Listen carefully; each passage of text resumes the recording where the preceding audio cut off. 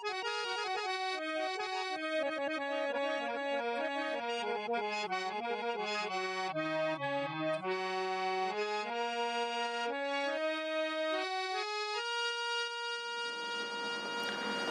माँ काल जी की दोस्तों, आज हम बात करते हैं कन्या लगन की, जिसके स्वामी होते हैं बुद्धदेव जी, और बुद्धदेव जी का रतन होता है पन्ना।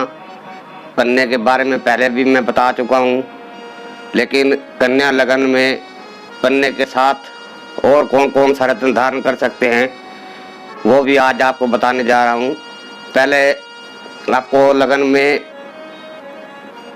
ये बता दूं, कन्या लगन में कि बुद्धदेव का रत्न किन किन भाव में धारण करें और किन भाव में धारण ना करें। यदि बुद्धदेव आपके लगन में विराजमान हो, यहाँ आप बेहिज्जक पन्ना धारण कर सकते हैं। यहाँ बुद्धदेव दिग्बली भी हो जाएंगे और उचके भी हो जाएंगे। और यदि आपके बुद्धदेव दूसरे स्थान पर विराजमान हो, तब भी आप पन्ना धारण कर सकते हैं। और यदि बुद्धदेव आपके तीसरे स्थान पर विराजमान हो, यहाँ आप पन्ना धारण ना करें। और यदि बुद्धदेव चौथे स्थान पर विराजमान हो, यहाँ भी आप पन्ना धारण कर सकते हैं। और यदि बुद्धदेव पंचम स्थान में विराजमान हो, यहाँ भी आप पन्ना धारण कर सकते हैं। और यदि बुद्धदेव आपके छठे स्थान पर हो, यहाँ आप पन्ना धारण ना करें। और यदि बुद्धदेव आपके सप्तम स्थान पर हो, यहाँ भी पन्ना धारण न करें, यहाँ बुद्धदेव नीच के हो जाएंगे। और यदि बुद्धदेव अष्टम स्थान पर विराजमान हो, तब भी पन्ना धारण ना करें। और बुद्धदेव भाग्य भाव में हो, नवम भाव में हो, तब भी आप पन्ना धारण कर सकते हैं।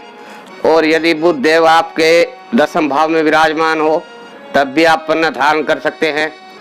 और बुद्धदेव एकादश भाव में हो, तब भी आप पन्ना धारण कर सकते हैं। और यदि बुद्धदेव आपके द्वादश भाव में हो, यहाँ पन्ना धारण। तो दोस्तों, ये तो बात होगी बुद्धदेव के रतन पन्ना की, लग्नेश के रतन की। उसके बाद बता रहा हूँ पंचमेश के रतन की। पंचमेश के स्वामी हैं शनिदेव जी, और इनका रतन होता है नीलम। और नीलम किन भाव में धारण करें, किन भाव में धारण ना करें, आइए जानते हैं। अगर शनिदेव जी आपके लगन में विराजमान हो, यहाँ आप नीलम धारण कर सकते हैं। और यदि शनिदेव जी आपके दूसरे स्थान पर विराजमान हो, यहाँ शनिदेव आपके उचके हो जाएंगे, यहाँ भी आप शनिदेव का रतन नीलम धारण कर सकते हैं। और यदि शनिदेव आपके तीसरे स्थान पर विराजमान हो, तो यहाँ पर आप शनिदेव का रतन नीलम धारण ना करें।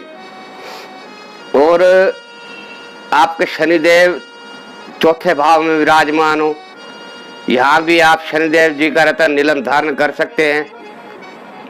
शनिदेव जी यदि पंचम भाव में विराजमान हो, यहाँ भी आप शनिदेव जी का रतन नीलम धारण कर सकते हैं।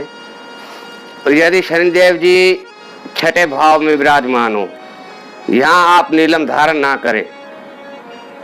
और आपके शनिदेव जी सप्तम स्थान पर विराजमान हो, यहाँ भी आप नीलम धारण कर सकते हैं।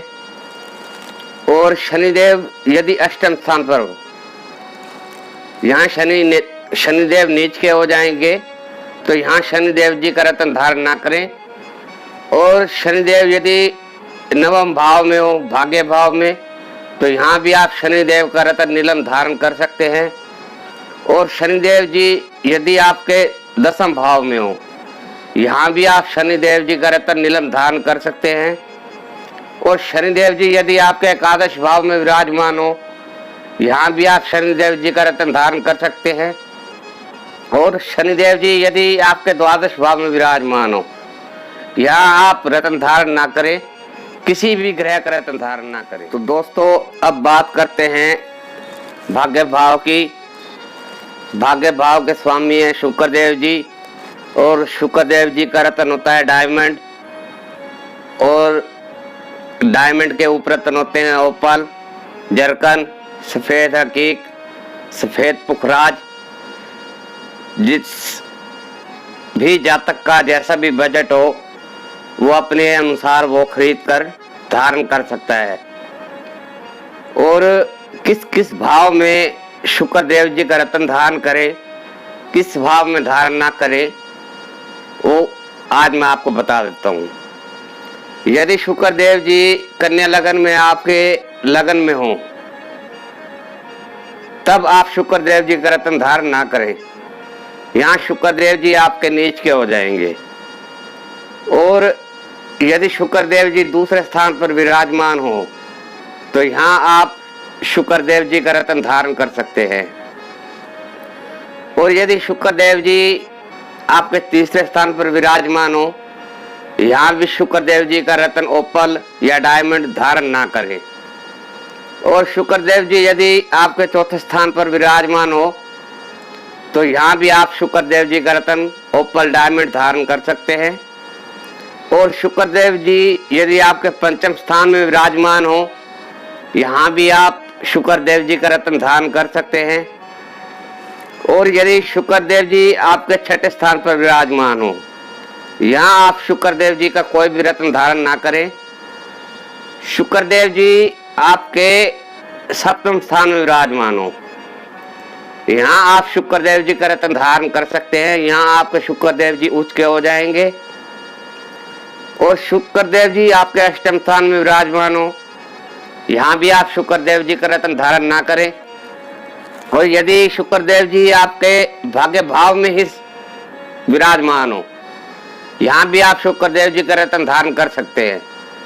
और शुक्र देव जी आपके दसम भाव में विराजमान हो, यहाँ भी आप शुक्र देव जी का रत्न धारण कर सकते हैं।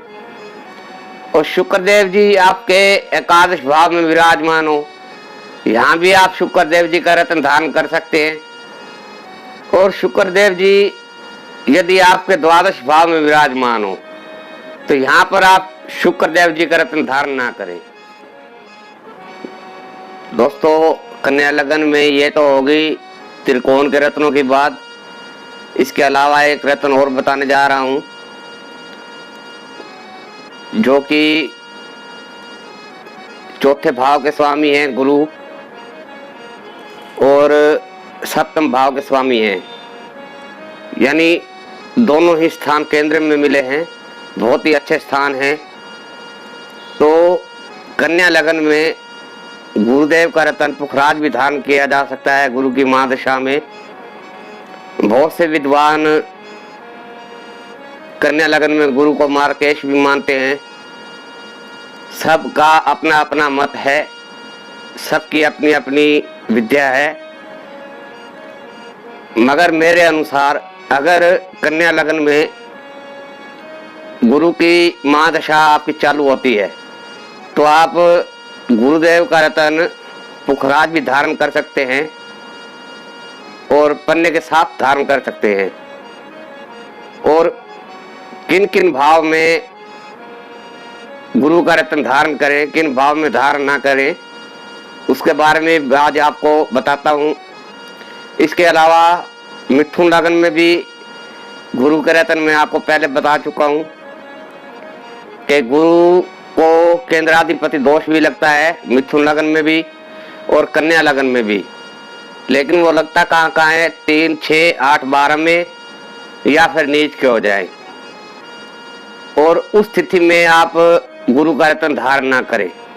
हाँ, यदि गुरु आपके सूर्य के साथ बैठकर अस्त हो जाए किसी भी स्थान पर, चाहे वो 3, 6, 8, 12 हो, चाहे गुरु नीच के हों, तब भी आप गुरुदेव जी का रत्न धारण कर सकते हैं। तो आइए आज आपको बताता हूँ गुरु का रत्न कन्या लगन में किन किन भाव में धारण करें।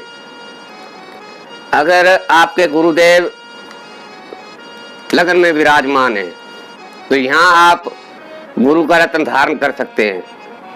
यहाँ गुरुदेव जी दिग्बली भी होते हैं और बुद्धदेव जी भी दिग्बली होते हैं, तो दोनों रत्न आप इकट्ठे धारण कर सकते हैं। और यदि गुरुदेव जी आपके दूसरे स्थान पर विराजमान हो, यहाँ भी आप गुरु का रत्न धारण कर सकते हैं। यदि आपके गुरुदेव जी तीसरे स्थान में विराजमान हो, यहाँ आप गुरु का रत्न धारण ना करें।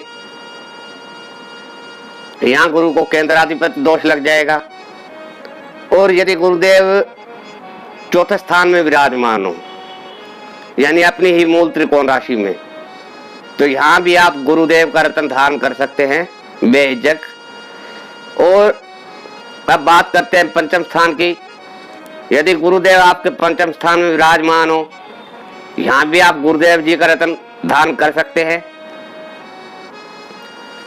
और गुरुदेव जी आपके यदि छठे स्थान में विराजमान हो, यहाँ भी गुरु को केंद्र का दोष लग जाएगा, तो यहाँ भी गुरु का रत्न धारण ना करें। और यदि गुरुदेव जी आपके सप्तम स्थान में विराजमान हो, यहाँ भी आप गुरुदेव जी का रत्न पुखराज धारण कर सकते हैं। और गुरुदेव अगर आपके अष्टम स्थान में विराजमान हो, यहाँ भी गुरु के अंदर अधिपति दोष लग जाएगा, यहाँ भी धारण ना करें रत्न गुरु का।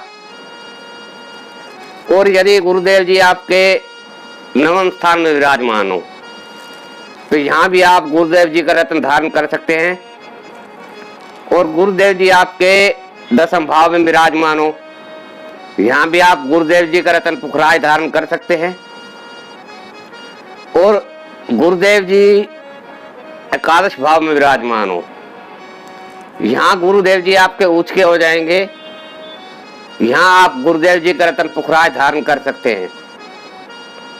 यदि गुरुदेव जी आपके द्वादश भाव में विराजमान है, तो यहाँ गुरु का रत्न धारण ना करें। और अब आपको बताने जा रहा हूं रत्न क्यों धारण किए जाते हैं। ग्रह को बल देने के लिए। जिस भी लगन में, कोई भी लगन हो, मेष लगन से लेकर मीन लगन तक, किसी भी ग्रह का रत्न हो, तो उस ग्रह का रत्न विद्वान क्यों बताते हैं आपको। यदि आपका वो ग्रह वीक है, बलहीन है, तो उसको मजबूत करने के लिए आपको रत्न धारण करवाया जाता है।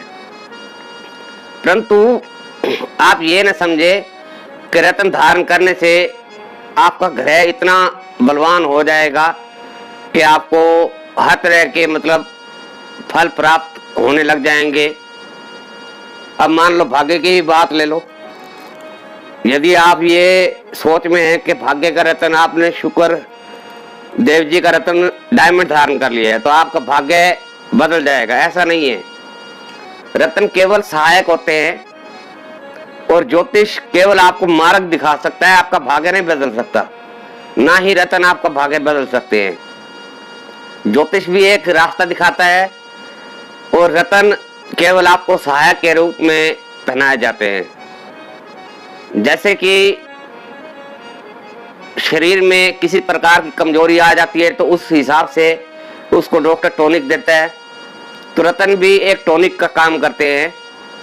ना कि आपका भाग्य बदल देंगे या आपकी जिंदगी बदल देंगे, आपको करोड़पति बना देंगे, ऐसा कुछ भी नहीं है। अगर आपके मन में ऐसा कुछ चल रहा है तो कोई भी रत्न धारण ना करें। इसमें होता क्या है, मैं पहले भी अपने वीडियो में बता चुका हूं और फिर बताने जा रहा हूं। जो नए जातक जुड़ रहे हैं धीरे धीरे वो भी सुन ले, उनको भी पता लग जाएगा। इसलिए दोबारा रिपीट करता हूं एक ही बात को कि रत्न मात्र 30% ही काम करते हैं और 30% करते हैं ज्योतिष द्वारा बताए गए आपको उपाय।